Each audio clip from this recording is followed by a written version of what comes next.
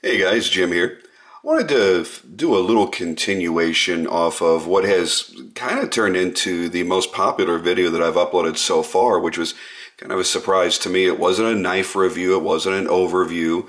It was basically me rambling about obsessive knife collecting. And I think it struck a chord with a lot of people. There have been some really wonderful conversations that have come out of that video, and I thank all of you for participating in the comments section below. It was really fantastic. And I should probably apologize in advance for the length of what this video is going to be, and I may go off into some tangents off to the left and to the right. I've had a couple of glasses of Merlot, and I'm not quite as focused as I typically am, but you know, it's almost 1 o'clock in the morning here, so it's getting kind of late. But what I wanted to do in this, I guess we'll call it part 2, is talk about the obsessive collecting and our willingness to overpay. And I think we've all been there at some point, or at least been at that crossroads, whether we decided to take one path or the other. I think it really is up to the individual and where you feel the state of your collection is. And what prompted this particular video was over the past 2 days, 2 different friends of mine one came to me directly, another one just kind of made a post in a private area that I keep on Facebook, just for a close group of my friends that are into knives. And they both asked about the direware. And, you know, I believe it's a little bit of them doing their own research and realizing that this is the kind of knife that they really want to get their hands on. And maybe a little bit of me and my other friend Jason talking about how much we love ours and what an incredible knife it is. And we all see the secondary market prices really escalating now. Over the past, I'd say 60 days, we've seen them just jump tremendously. And I've discussed this in the past. One configured, such as mine, with the anodized tie on one side, carbon fiber on the other, and the acid etched dark stonewash blade, you're looking, if you were to order direct, which is almost an impossibility at this point, their books are closed, and when you can order, it's a 2-year wait. So you really are forced to the secondary market. But if you were to have ordered this directly, it would have cost you about $650, which in my opinion, this knife still blows away that price point. I think it is worth far beyond the $650 that they charge. I think it's a very reasonable amount of money for what you're getting here. But they both asked the same question. What would you pay? What is a fair price? And we've seen that get bloated recently. For a while there, you were seeing these between $1,200 and $1,400, which I think is pretty decent. Still a lot of money, but pretty decent. And now nobody can recall seeing one in the past 30 or 60 days that have gone for less than $1,700. And they're all sitting right now, if you look at eBay or anywhere else where people are privately selling them, they're all going $1,700 to $2,400. And I find that to be mind-blowing, and I'm very thankful that I got the opportunity when I did to buy mine at $1,250, to be honest with you, and I was balking at that. But it was one that I was willing to overpay because, A, of the scarcity, and B, I felt that this held such a unique place in the market. This gave me an opportunity to add a knife to my collection that possesses things that I cannot get in anything that I currently own and that I'm unaware of being able to get from anyone else. One being this incredible grind. If you look at the intersecting grinds here, from the hollow grind to the flat grind at the nose, and the way this is done, and on a recurve with the top swedge, I found this to be a particularly challenging grind, and something that I'm really not seeing being replicated elsewhere. Very close to it, but not to this degree. Great blade steel, nice sharp edge on it, and it gave me materials that I really wanted. I love titanium.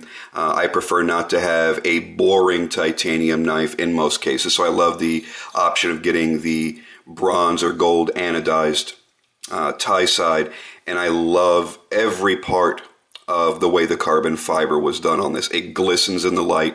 It is a stunning, magnificent scale. and it's so thick. I mean, there's no flex, there's no play. I've talked to knife makers that make big overbuilt knives. I won't mention any names. And I said, hey, I want you to make me one with a carbon fiber side. And he said, no, it's too weak. It's too flimsy. It's going to flex. It's going to provide a weak area, whereas tie on tie is not going to do that. I've yet to have a single issue with this. Again, I'm not using it as a pry bar. I'm not trying to stab through a tank with it either. But again, under normal wear and tear, normal usage, I've had no issues. So for me, I felt justified once I received the knife. I was a little bit up in the air as I was waiting for it to arrive, going, you know, I don't know, $1,250. I was really mostly comfortable with $1,000 to $1,100, and at $1,250 it was rough. But I can tell you, after getting it, it was very easy to justify that expense, not even based on the exclusivity of it and then what the prices I'm seeing now, what they're commanding, but just for the satisfaction of owning this rare knife in my collection. And again, rare not as far as distribution, rare as in what it offers compared to other knives in my collection. This gives me a unique sense of satisfaction that my other knives don't give me. So for me, it was worth it. And you've got to wonder, how far will you take that? And when they asked, what would be the most amount you would pay? I said, listen, honestly, I would go, $1,300, $1,400. And I think that would be my maximum. I would never spend $2,000 on this knife. As fantastic as it is, one of the things you must take into consideration at that point is, okay, if I have now convinced myself to spend $2,000 on a knife, should it be this knife? What can I get from another manufacturer in a full-blown custom? What type of materials can I be getting at that point? Instead of carbon fiber, which in and of itself is not tremendously expensive, maybe I can get something like Timascus, like I have on my clip here on this Chris Martin, or maybe a Moko tie, something a lot more exotic, more expensive, and maybe worth more in the future. Again, we're not talking about precious metals here, but we are talking about a different type of forging in that metal that makes it more exclusive. Would I spend $2,000 on this, or would I spend $2,000 on a Rexford Epicenter? Not that you're going to find one at $2,000. Now they're going for $5,000 and $6,000. But you have to weigh those options very, very carefully. Sometimes we act on the impulse before we've thought it out.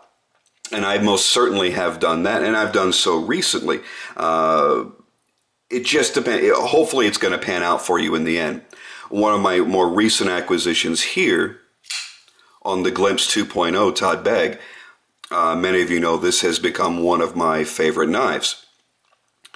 I was very fortunate. I did not overpay on this one. I got actually what I consider to be a steal on this knife, especially after talking to Todd about this exact knife, finding out the provenance behind it, and getting a couple little stories from him on it. I feel I got a very, very good deal.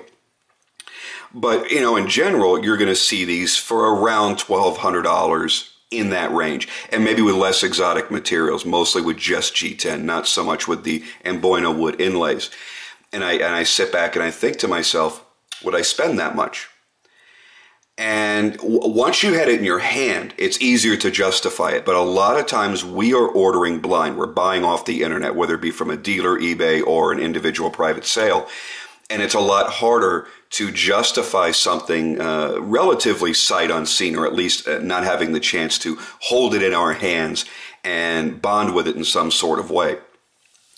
So it's one of those difficult questions that we find ourselves as knife collectors constantly asking ourselves. Is it worth this to me?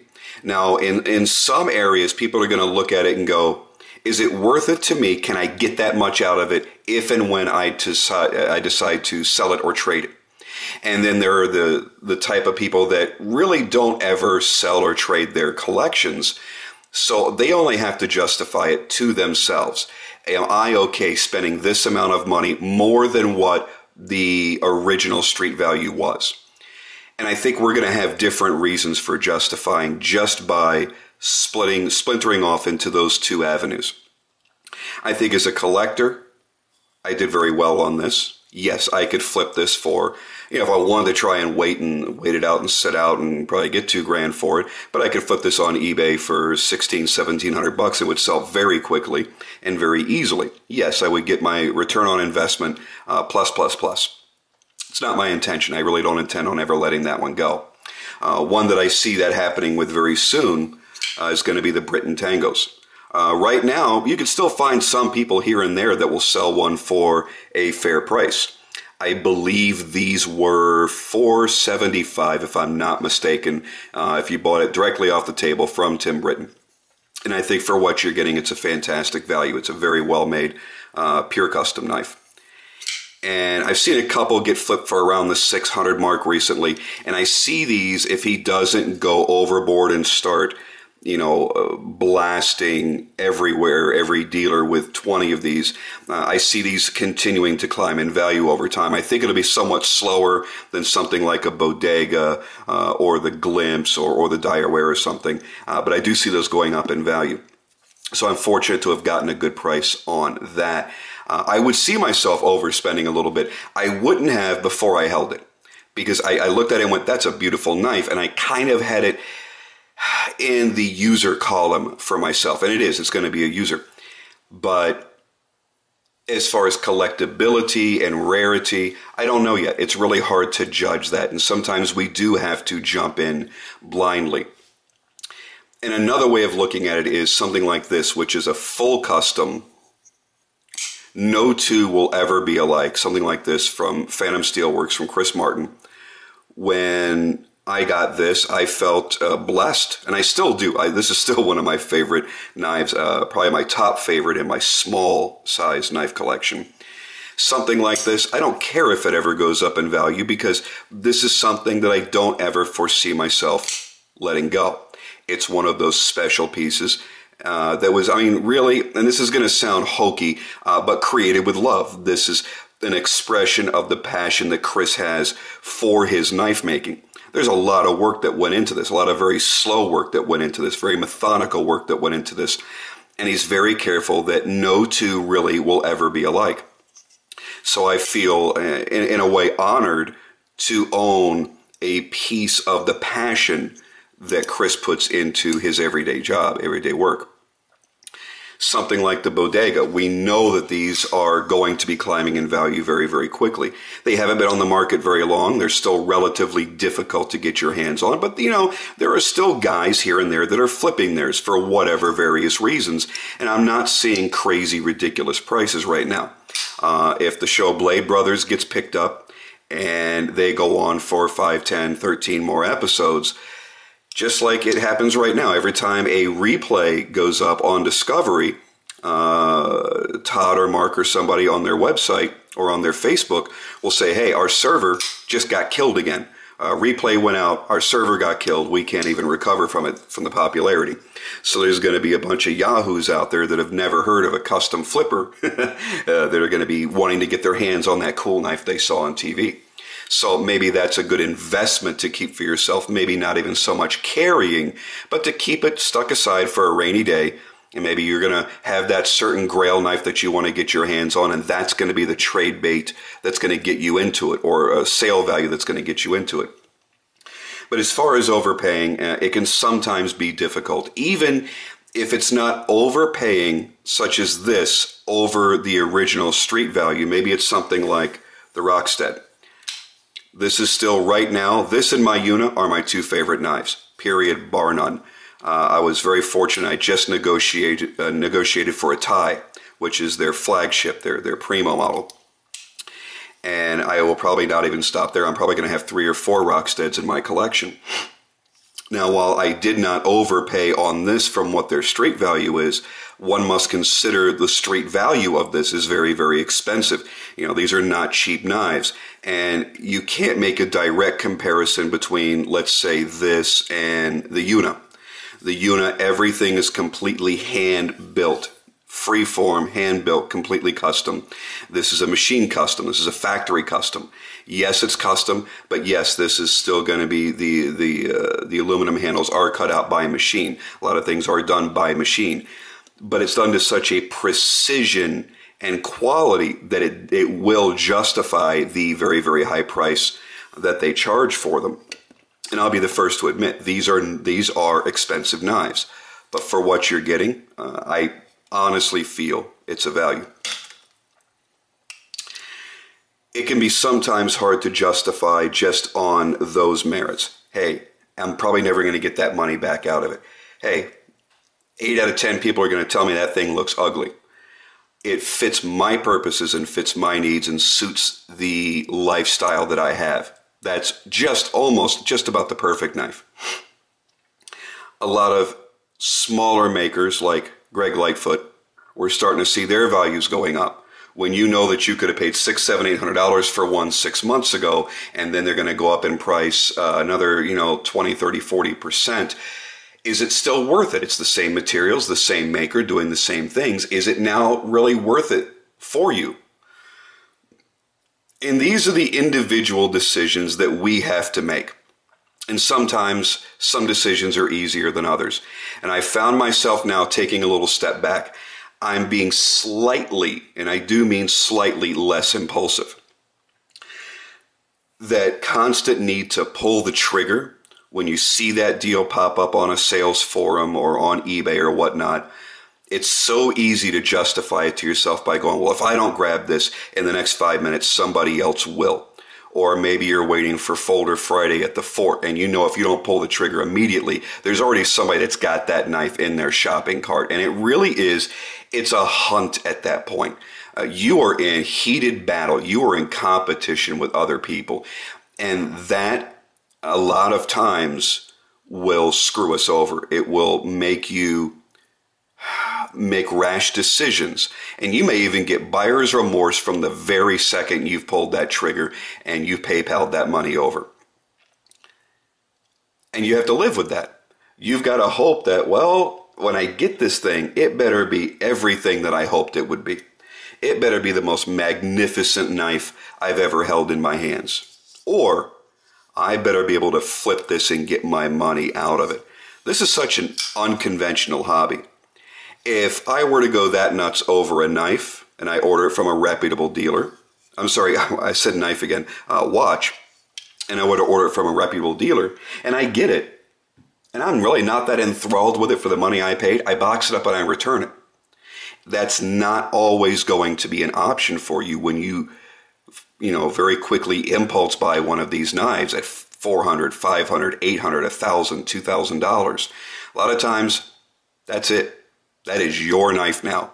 And you either better love it, or you better find a way to flip it, either through trade value in something that you will love, or outright sale, and hope that you get the return on your initial investment. Sometimes it could be damn hard. I've been there. I've let a couple go below their value, and only two, I've actually made a couple of dollars off of. So it can be difficult. So I guess what I'm trying to say is, how far are you willing to go? I now recognize my limitations.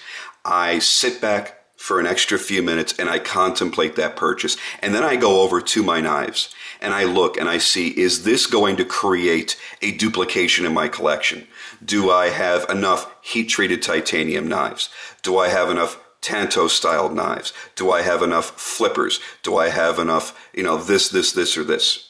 And if I find that two knives are going to compete with each other for pocket time on any particular day because they're so close to being the same, that's when I'm not going to pull the trigger on it. When I look at it and go, I'm going to be buried upside down in this for a long time if I pull the trigger now and I make this purchase. If I don't like it, I can't flip it for what I just paid for it. I will then hold back on that purchase. And I think that's somewhat of a maturing for myself as a collector, and I think many others that I've been hanging out with have kind of reached that level as well. And a lot of times you'll look at something and go, man, that really is awesome. I'd love to have that. But for the same amount of money, I could get something more exclusive or more custom to me by picking up the phone and calling custom maker X and having them make me something that's unique to me, if I know I'm never going to flip it, if I know I'm buying something just for me. So I guess That's probably the question I'm going to pose here. How do you feel about overpaying? Can you always justify what you've overpaid? And does it really matter? Does it really matter if it really warmed your heart when you got it and it really sung to you and you fell in love with it? Much the same way I felt about this. I don't have plans to use this in trade or sale. I'm able to look at this and go, I love this knife, and I'm very happy with the amount of money I paid for it, and I can sleep well knowing that I've done that. How many times have you been in that situation? Okay, I'm going to leave it at that, leave it as short as I can here at about 21 minutes. Please do leave your comments down below. Give me a thumbs up on there if you like any portion of this video, and share it with your friends. I'd love to see what kind of conversations come out of this one. Thanks, guys.